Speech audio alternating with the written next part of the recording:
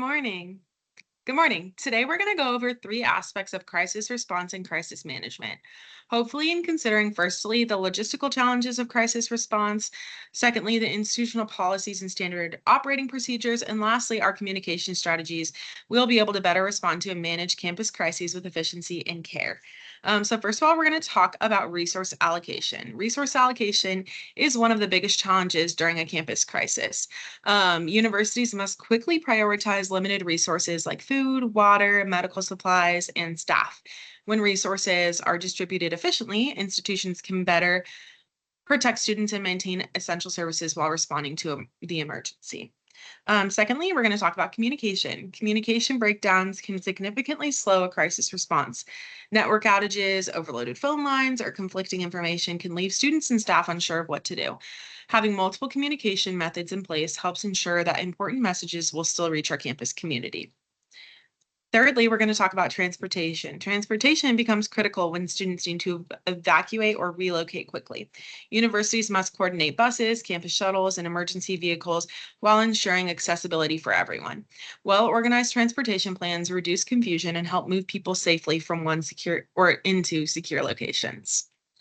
When residence halls become unsafe due to fire, flooding, or another emergency, institutions must consider providing temporary housing. This is something that requires finding available space, meeting students' basic needs, and communicating relocation plans clearly to minimize stress and maintain student well being. Successful crisis management depends on collaboration across campus departments.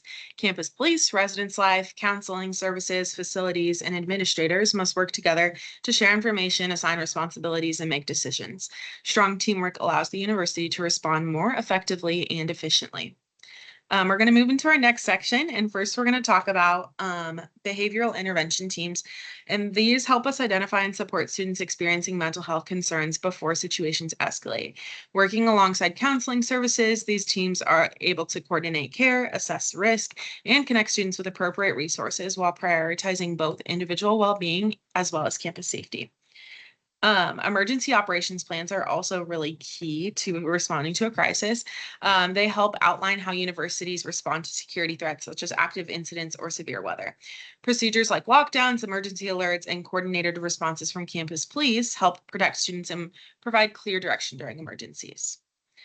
Title IX and anti discrimination policies establish procedures for reporting, investigating, and addressing harassment or discrimination.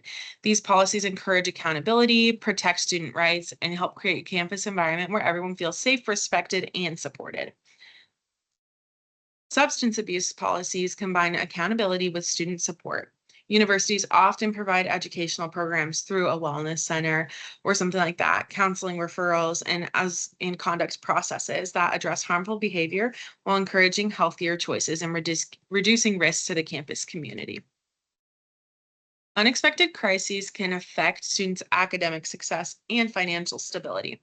Universities may offer emergency grants, academic accommodations, flexible deadlines, or withdrawal options to help students remain enrolled and continue progressing towards their educational goals. Housing policies guide the response to emergencies affecting residence halls, including relocations, maintenance concerns, and wellness checks. Residence life will work closely with students to ensure that they remain safe, informed, and supported throughout the recovery process. Face to face communication is especially valuable during emergencies because it allows for questions to be answered immediately and reduces misunderstandings. Resident assistants and staff can provide reassurance, clarify instructions, and build trust through personal interaction. Emergency text alerts are one of the fastest ways to reach a large number of people. These notifications provide immediate instructions about threats, evacuations, or shelter in place orders. This allows students and employees to respond quickly. Campus email is effective for sharing detailed updates after the immediate crisis has passed. Universities can explain what happened, outline available resources, and provide policy information, as well as communicating next steps to students, faculty, and staff. Social media allows for universities to share real-time updates while correcting misinformation. Since so many students regularly check these platforms, they are an effective tool for reinforcing official messages and directing people to reliable information. A huge part of crisis response is being able to mitigate panic, and a huge part of this has to do with social media. Public address systems and digital displays quickly communicate emergency information to people already on campus.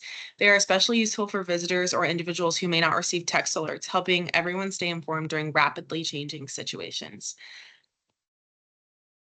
Students play an important role in campus safety by following emergency instructions, reporting concerns, and supporting one another. Their cooperation helps emergency responders work more effectively and contributes to a safer campus environment during a crisis response. Faculty and staff are often among the first to assist students during emergencies. They help communicate instructions, account for students, and connect individuals with campus resources while coordinating with university leadership. It's really important that we are on the same page when we're responding to a crisis like this, and it helps when our faculty and staff are able to assist in these emergency situations. University leadership also oversees crisis response by making strategic decisions, coordinating campus resources, and communicating with the university community. Strong leadership maintains trust and ensures a consistent and organized response throughout the emergency. Overall, no single department can manage a crisis response alone. Among campus police, collaboration among campus police, res life, counseling services, facilities, and student affairs allows the university to respond efficiently to meet student needs and support long-term recovery after the crisis has ended. So I want to thank you all for listening to this, and I hope we learned something about how to manage crisis response well. And I hope that this helps us respond again efficiently and with care when it comes to crisis response on campus. Thank you.